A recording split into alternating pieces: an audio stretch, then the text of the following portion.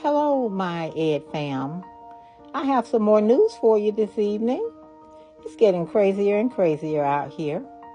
There's a Florida teacher who is the first known to be fired for using a student's preferred name without the parent's consent. Now, this stems from a law in Florida where Governor DeSantis instituted this law, and it says that before a teacher can call a student a name other than their given name, they have to get permission from the parent to do so. This particular teacher did not get permission, and she has been non-renewed for the upcoming school year. It's a sad, sad case because we're considering the fact that these young people are saying they want to be called by a certain name.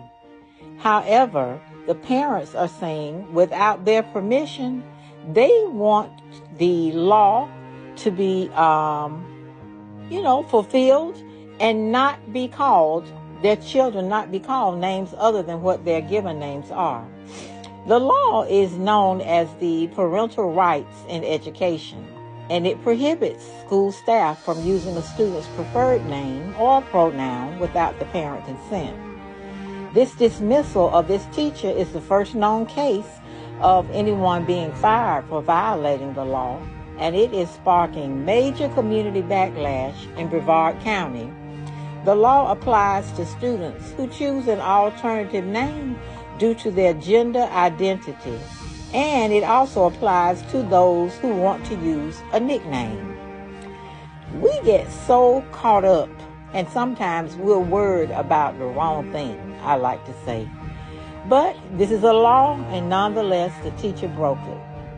So, Melissa Calhoun, this teacher at Satellite High School in Brevard County, learned that her contract would not be renewed next year after she called a student by a different name without getting that parent permission.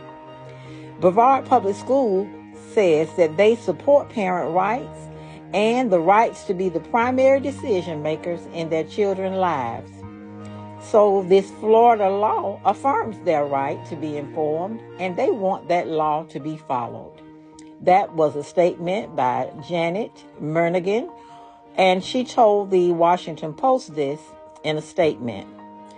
Melissa Calhoun had taught in the district for 11 years, and it's really, really sad that this is happening to her. But the 11-year veteran was respecting the request of the student, whose legal name is associated with girls. A person familiar with the situation told the Washington Post. The student's parents notified the school that Calhoun was calling their child by their preferred name, and that sparked an investigation.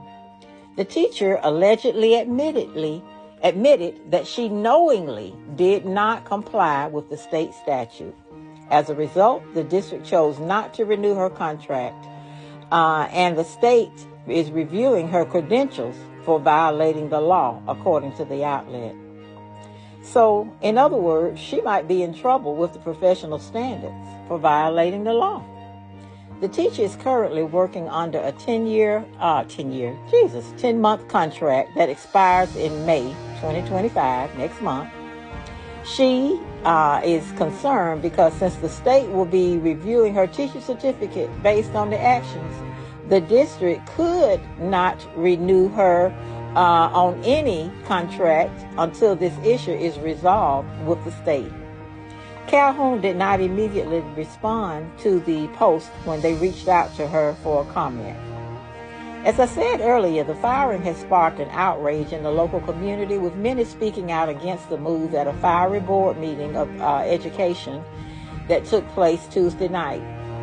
The teacher made a difference in the classroom and in the lives of our students, including my own child, one parent said.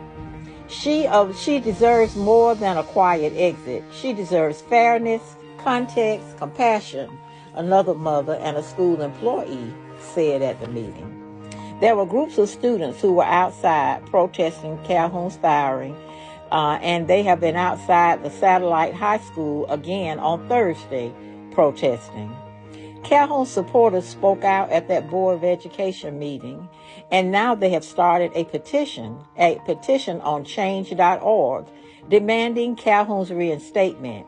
Already it has racked up more than 18,000 signatures just in 3 days. Calhoun is the embodiment of what proper education should be: inclusive, understanding, and respectful of individuality.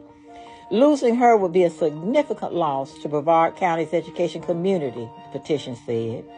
DeSantis' office did not respond when the Washington Post reached out to them for a comment. Again, this is a very sad situation. We find that with the new national administration, there are so many changes that are coming down the pipeline, whether they are legislated at the federal level or the state level. It's most disconcerting that we are having teachers to lose their jobs because they are wanting to respect their students' individuality.